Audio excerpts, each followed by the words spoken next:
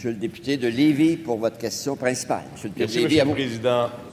Il y a 2 semaines, le ministre de la Santé a lancé un ultimatum aux hôpitaux pour mettre fin au débordement répétitif des urgences. L'ultimatum n'a rien changé et tous les gros hôpitaux du Québec sont encore dans le rouge. Hier, l'urgence de Maisonneuve-Rosemont débordait à 159 %, Pierre-le-Gardeur, 169 %, Pierre-Boucher, 186 %. Pire, on ne sait plus si les chiffres du ministère sont encore valables. Pour embellir les statistiques, les hôpitaux ont répondu à l'ultimatum avec beaucoup de créativité bureaucratique. Ils ont même placé des patients dans des salles de réunion selon du personnel. Patrick Lagacé écrit dans la presse que c'est absurde, malhonnête et un peu soviétique comme approche. Monsieur le Président, est-ce que le ministre de la Santé reconnaît que 3 ans après son arrivée au pouvoir, il n'a pas réussi à désengorger les urgences? Monsieur le ministre de la Santé et des Services sociaux. Bon. Monsieur le Président, juste évidemment, parce qu'il faut le faire à chaque fois que le député de Lévis se lève, député qui apprécie beaucoup et qui génère beaucoup de ce qu'on peut qualifier de faits alternatifs.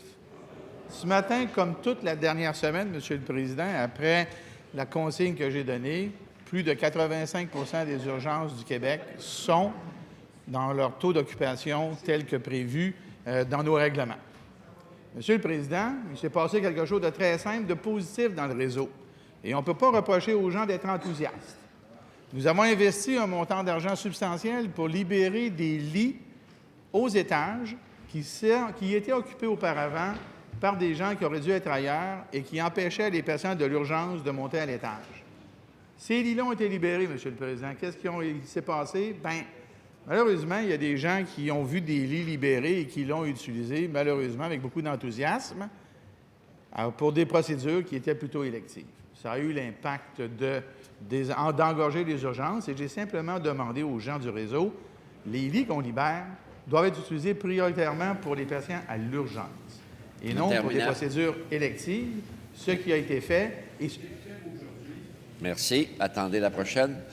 Alors, Monsieur le député de Lévis, pour votre première complémentaire. Merci, Monsieur le Président. Bien, tout va bien. Ben oui. L'urgence de Maisonneuve-Rosemont hier, 159 % de débordement. Pierre-le-Gardeur, 169. Pierre-Boucher, 186. Mais ça va bien. Le temps d'attente moyen aux urgences était de 15h21 en novembre, une réduction d'à peine 8 minutes depuis avril 2016. Actuellement, le ministre possède le bilan complet pour l'année 2016. Au final, est-ce que la situation se sera détériorée dans 30, 40, 50 % des urgences? L'attente aurait-elle diminué de seulement 5 minutes, 10 minutes? Je défie le ministre de rendre public ces données. Monsieur le ministre de la Santé et des Services sociaux, à vous. Monsieur le Président, à la prochaine complémentaire, je vais m'amuser à faire la liste, comme lui le fait, de toutes les urgences qui sont actuellement à l'intérieur des normes et où il n'y a pas de patients qui ont été mis dans des salles de réunion. Je vais le faire à la dernière complémentaire. La réalité, Monsieur le Président, est celle que j'expliquais il y a quelques instants. Nous avons libéré des places. Ces places libérées doivent être utilisées en priorité pour les patients qui sont à l'urgence, ce qui n'a pas été fait dans un premier temps. Et on peut comprendre l'enthousiasme des administrations. Vous savez, un lit dans un hôpital, c'est très convoité. À chaque fois qu'il y a un lit qui est libéré, tout le monde veut l'avoir. L'objet était de l'utiliser pour les patients d'urgence. Ça a été fait. Aujourd'hui, la majorité des urgences sont à l'intérieur. Oui, c'est terminé. Alors, Monsieur le député, pour votre deuxième complémentaire, Monsieur le député Lévis, à vous.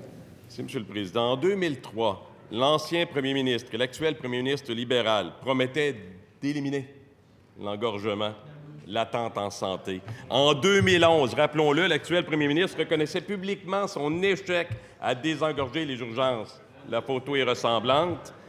En 2018, question au ministre de... Monsieur le député, à l'instant, habituellement, là, les didactiques excluent les belles photos. Alors, à la prochaine, arrangez-vous pour qu'on ne voie pas la binette. Monsieur le Président, en 2018, la question est simple. Est-ce que le ministre de la Santé admettra également son échec? Monsieur le ministre de la Santé et des Services sociaux. Monsieur le Président, je ne disposerai que de 45 secondes pour nommer ici Maria, Saint-Anne-des-Monts, Rimouski, Rivière-du-Loup, La Pocatière, Kamouraska. Je vais y aller par région. Je vais aller tout de suite à Québec, c'est tant qu'à faire. Alors, non pas Saint-François d'Assise, l'Hôtel-Dieu de Québec, l'Enfant Jésus, Saint-Sacrement. Non, mais ça devrait vous intéresser, Monsieur le Président. Ou ça devrait intéresser le député. Mais j'aurais pas assez de 45 secondes, mais je vais quand même continuer. Sacré-Cœur, l'Institut de cardiologie, Fleury, j'ai pas assez de temps, Monsieur le Président. Mais je continue, là, je peux toutes les nommer. Alors, vous remercie.